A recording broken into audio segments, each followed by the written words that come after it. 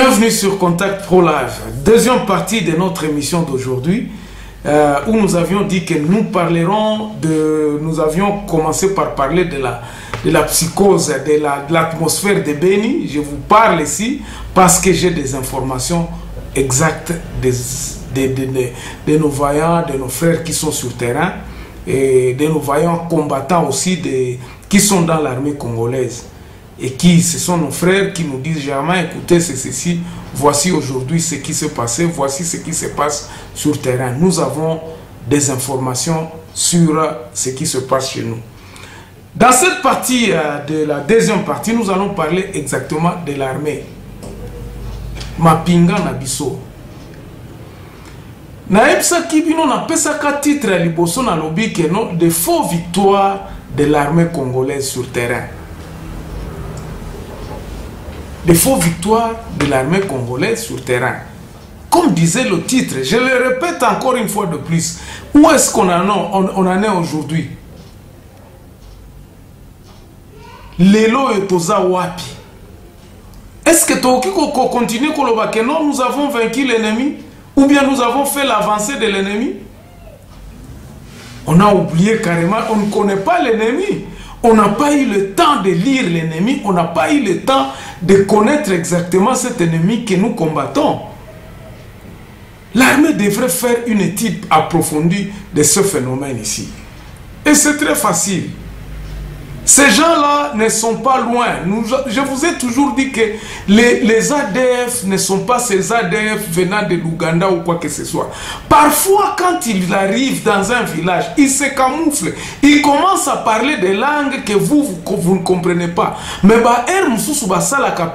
moi, mbeba, banatumbukia bananja sema Kiswahili. Ou bien banatumbukia bananja sema Lingala.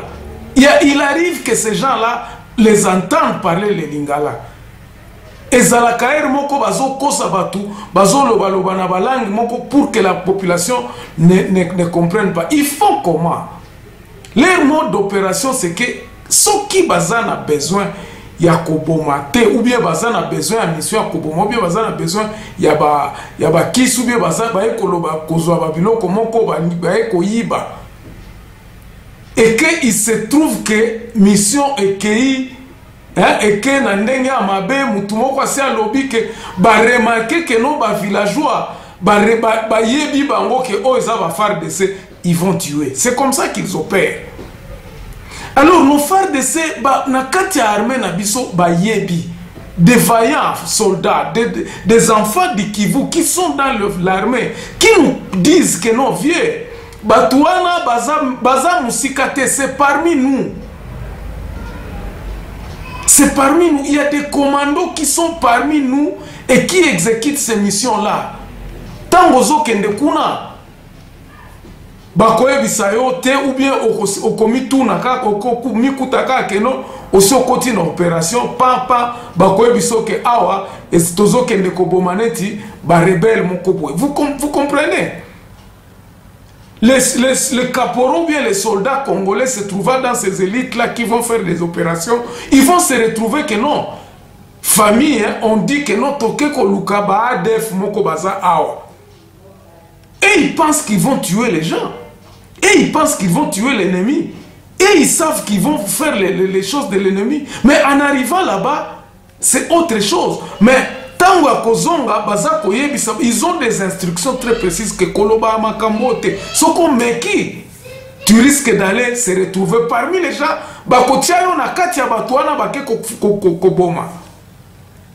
On va te mettre dans le même assiette avec les gens qui vont tuer. C'est comme ça que ça se passe dans l'armée. Sur terrain, c'est comme ça que ça se passe. Maintenant, qu'est-ce qui se passe dans la infiltration Nabiso? Au niveau même, il y a l'icolo, il y a tête armée Nabiso. Donc, si nous prenons au niveau des généraux, au niveau des colonels, des lieutenants, là, il y a une infiltration terrible. Vous connaissez que l'erreur que cet brassage a fait, c'était on n'avait jamais défini une définition ou bien une politique batunini au baza na kati armée. On a fait des brassages, on a mixé beaucoup de gens avec des lieutenants et les colonels infiltrés qui avaient dans leur tête des plans déjà exécutés. Bazala qui déjà n'a plan à Bango. Parce que plan on est bandit les lotés. Il y a des Congolais qui sont recrutés, Congolais recrutés, Bango Balobi, toke formation na Rwanda, na Kigali. Ils sont des Congolais. Boye Bibino Moko, comment ils commençaient à recruter tu as M23. Des gaillards qui restaient à Johannesburg ou bien peut-être à Paris, qu'on se retrouvait au Bazan à Nairobi, tout ça, ils ont formé le mouvement. Et je regrette vraiment, Nazo regretté que, en fait j'ai compris quand je suivais l'émission de nos confrères de la radio rwandaise, de la télévision rwandaise, et je suis en train de penser à faire une émission, à vous montrer certaines images avec de ces confrères-là, qui discutaient à propos de la balkanisation du Congo et qui se moquaient de nous. Qui se moquaient de nous et ils évitaient. Bon, j'ai compris peut-être que le régime au Rwanda, ce n'est pas comme chez nous. Hein. Donc, les journalistes, les conditions, donc ils ne peuvent pas dire tout ça. Parce que quelqu'un ne peut pas ignorer que c'est le Rwanda qui avait fait le backup pour supporter l'armée de Kabila. Tu ne peux pas nier ça. Quand le président lui-même sait que nous avons supporté l'armée congolaise pour enlever Mobutu, est-ce que il y a à discuter là-bas, mais ces gens-là sont en train d'ignorer ça. Bon, ok, notre problème là n'est pas là. Nous arrivons auprès de l'infiltration. L'infiltration est à tous les niveaux. Donc, il y a des généraux rwandais qui sont même à Kananga. Et Yebani Nango. Nakati ya ba colonel na ba commandant oyo tous les jours ceux qui vont tourner, je crois que les journalistes vont témoigner, ceux qui ont été là-bas, la population ba mona kabatwana ba rwandais oyo onde bazaba nakati ya armée na biso, on les voit, on les côtoie balobaka na Kinyarwanda ba pesa kata mususu na nani ba pesa ka ba commandement mususu na Kinyarwanda. Et puis ils s'enorgueillissent en disant que Bokoloba Kinyarwanda ou Nakati armée ou Ekozala Kinyarwanda. Kalate Bokolo. Ils le disent. Et c'est très marrant. Oyo penza nazo yepsa nazo lobela na ba soldat na biso oyo bazana nous recruter te. Toza vraiment mingi penché sur l'enrichissement personnel. Moussala ya armée et comment ce qui a commis général eza tanaye ya kozwa moi carrière nae ya kubanda kozala na troupe nae o bayaka kopesa rapport nae tout ça ça se passe, c'est vraiment marrant, c'est un dégoût terrible quand tu entends ces histoires ici. Et pourtant toloba kango au kanisa que tozo rêver, non, on ne rêve pas. Sur terrain. Donc l'infiltration est makasi. Quand nous parlons de l'infiltration, ne pensez pas que nous parlons. Il y a deux facettes de l'infiltration. Il y a des soldats rwandais, il y a des soldats de Banyamulenge et il y a des soldats congolais qui travaillent pour les Rwandais, donc qui travaillent pour leur maître. Ba soldats mususu oyo bazaba congolais oyo bazoma mwa ba carrière na bango o basalaka donc ba izaka na tenue na bango pour s'enrichir, qui travaillent aussi pour le Rwanda. Ils ne voudront pas que cette situation ici et ici là. Comment expliquer que Tilelo oyo na région à Beni, exportation à cacao ezo salema, exportation à bois ezo salema, Babo continue à kobima. Cacao ebima kaka. Est-ce que Kinshasa a bénéficié? Kinshasa n'a bénéficié en aucun cas. Kinshasa ata lifutite na babiloko wana ezobima. Ba camion ebele soko okomi na Kasindi, ba camion ebele ekotaka, ba camion ebele bimaka. O ekoti mususu ebimi, ebima na biloko nini? Ibiloko ngo ya banani. Donc c'est un peu ça. L'armée est infiltrée donc à tous les niveaux. C'est comme ça que ça se fait. défaillant militaire tant bakamati Madina awa nga nazo expliquer bino comment ça se passait. Madina bolobi to kambia ngo to récupérer bastion wana. Dis-moi, ces gens-là qui étaient là-bas bakenda wapi? Est-ce qu'ils nous ont dit là où ces gens-là ont fui? Bakoloba bakima kisu na zamba parce que so comme na Madina ezanamba il faut traverser sous moi à peu près 60-80 km.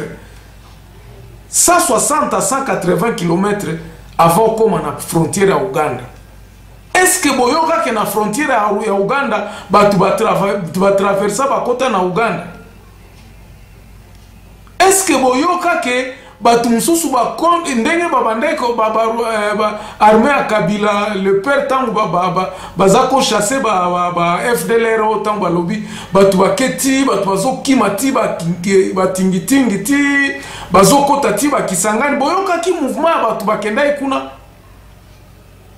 Rien, il y avait une silence. Et puis je me demande, bon, parce que batu baza musika et puis ce sont des nouvelles bazako kosa président de la République.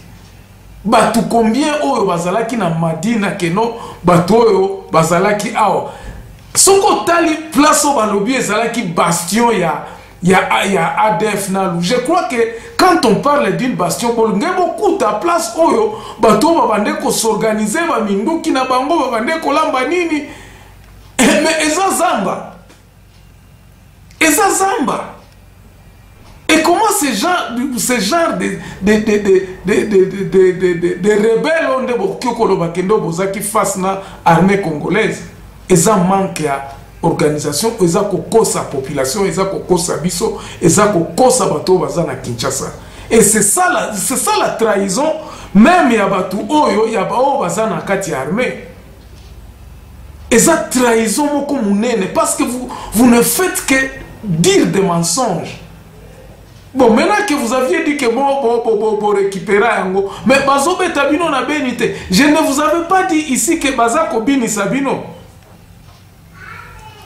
Donc jusque là, tant qu'on n'a pas encore découvert exactement qui fait quoi, stratégie à batu oeza wapi, quelle est la motivation?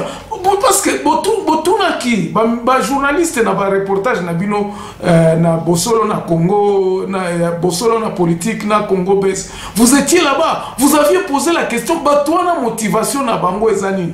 La plupart 80% ya bato bozande kotuna. Est-ce que vous aviez eu des réponses vraiment? Oya koloba keno batwana babande ko réclamer boy babande koloba topesa bango boy baloba nini keno ba koma kawa bayibi basoso bayibi bantaba bakimi bazongi na zamba